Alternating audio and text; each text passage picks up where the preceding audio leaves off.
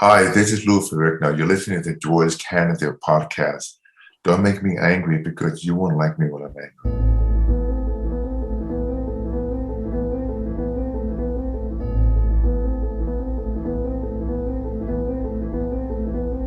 This is David Faustino. Hello, this is Andrew Chalmers, the writer and doctor in Doctor Who, Doctor. This is Dr. Stevo. Everybody, this is the Cavernator. This is Inspector Gadget. Hey, what's cracking, y'all? It's your boy J-Rock. Good evening, folks. This is James Duval. This is Jeremy Taggart. This is Kim Possible. I'm Chris Holden-Lee. Hey, this is Pat Mastroianni from Degrassi. This is the evil Dr. Bad Vibes. Again, this is Missy Bear. And this is more from X-Men. Hey, this is Andrew Gazess. This is Sean Gunn. Hi, this is Robert Carradine. It's Tammy Stronach from The Neverending Story. Hey, it's Zach Callison. Hey, I'm DJ Jenny Rob. And I'm Neil Young. I'm Commander Shepard. Ralph Garman here. You're listening to Droids Canada. You've made an excellent choice. You have chosen wisely. Warning. Listener discretion is advised. Hello. Hey, good afternoon. How's it going today? So, Good. Now, so here, this is Droids Canada podcast, and we are here with Lou Ferrigno, actor, professional bodybuilder, personal trainer, entrepreneur, strongman, deputy, and icon. How are you doing today, Lou? Great. That's a great introduction. I'll pay you later. Well, there's a lot of titles, a lot of hats that you seem to be wearing here now. So we're going to be interviewing you for Droids Canada podcast. And I'm just going to start with one question just to get this one out of the way with. Okay. Now, being someone who is known for his strength, the first question I have for you is, who would be, in your opinion, the strongest Avenger, Thor or the Hulk?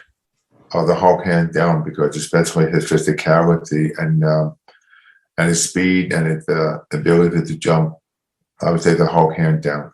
The Hulk, hands down. Excellent. So take that, Chris Hemsworth. Now, going from professional bodybuilding to acting, what was the transition like, and how did you get into acting from bodybuilding? Well, for example, when I was training for the 1977 Miss Olympia competition, about 6 weeks before the competition, I received a phone call that they said they had an audition for the Hulk. So I went down for the screen test. I was very fortunate at the time. I was able to show pantomime, that means emotion without speaking, which came natural for me. Because as an actor, I had to do more with an emotion. Bodybuilding is much more physical, and it's completely different. So that's why now when you do action movies, you combine the two. But when it comes to acting, it's purely emotional and not as much as the physicality. Amazing. That's amazing. Now, being Mr. America, Mr. Universe, the Pumping Iron documentary, and everything that you have done in Men's Health, versus your various roles as the Hulk TV series, being the voice of as well, what do you feel that you're recognized more for, and what would you consider to be most proud of? Well, it's funny that I've done over 5 TV series, over 40 films. I would say I'm recognized mostly had to do with the Hulk because that correlates with the bodybuilding, because I was the former bodybuilding champion. And I was the first one to come on the scene where they had the Wide World of Sports, where they televised the bodybuilding competition. I would say mostly it had to do with the Hulk. I can make Gone with the Wind movie tomorrow. I can make 5 of them. Everybody still identifies with the Hulk because he's such a beloved character all over the world. So, which I'm very grateful for. You get a lot of recognition still from the roles on King of Queens as well as Hercules? Yeah, because they equate that with the Hulk, because basically everybody in the planet knows that I was the Incredible Hulk, but the new King and Queen, the movie I Love You Man, that's more of the other side of the comedy. So basically, though I've done different roles, and that's why I have different audiences, like bodybuilding, the comedy, like the King and Queen TV, and now I have this huge miniseries coming out called The Office, Making of the Godfather. That's going to premiere April 28th on Paramount Plus. Excellent. Now, with so there's current stories of how difficult it was for Dave Bautista putting on the Drax makeup for Guardians of the Galaxy. Now, how bad was the makeup process for your version of the Hulk? Well, the makeup was it was horrific. It was very difficult because I had to be the first one on the set. Sometimes I have to be in the makeup chair at 4 o'clock in the morning, and then it took 3.5 hours applying the makeup. But the hardest part for me is I had to retouch all day. For example, every time I did a scene, when I take the bathrobe off, they had to retouch the makeup because the makeup with pancake makeup had a tendency to become brittle and smear. So being retouched all day long, there was no comfort for me because it was always had to deal with being made up much like 12 to 14 hours a day. So I'd be the first one on the set, the last one to leave. And then sometimes it'd take over an hour to remove all the makeup. Just taking a shower, taking the appliances off the face. You wonder why I was so pissed as a Hulk. I use that as a part of the camera. Oh, that's funny. That's funny. If you could have used CGI back then, would you have preferred to maybe put on the ping pong ball suit? Or do you feel that you have more of a generic feeling with having the makeup on? Well, you got to remember when you see the series, it was believable, it was real. It wasn't CGI. So that's why I made the Hulk so popular with the series, because it was human. And that connected with my body, also my physicality, also the emotions, everything. When you put a jumpsuit and you do CGI, it's not quite the same. It may work in different ways, like for example, Planet of the Apes, everything like that. But the good thing about this, about when I did the series, you saw 100% of my body, my face, my features, and my with the way I walk, everything. So basically, I would say it's much better, much closer to being human instead of it being CGI. Definitely. Now, kind of switching directions a little bit here for those who follow Droids Canada. I am a huge Disney Parks fan. Now, I have to ask you, I believe it was April 18th, 1990. You have your handprints done at the Hollywood Studios. Now, how did that pan out? How did were you asked to do the handprints at Hollywood Studios? Yeah, because I got a big hand. I love doing the handprints because that's something for the rest of my life. And then whenever it comes to the head, they have to do a cast of the head. But that's scary because you can't see anything. You're pitch black for like almost a half hour, 45 minutes. But someday I'll probably have to star in the Walk of Fame on Hollywood Boulevard. But so that brings back a lot of memories. Now then, okay, kind of switching gears again a little bit. This is a question you do not have to answer. Now, coming out this May is Doctor Strange Multiverse of Madness, where they're bringing so many different versions of MCU characters into the movie.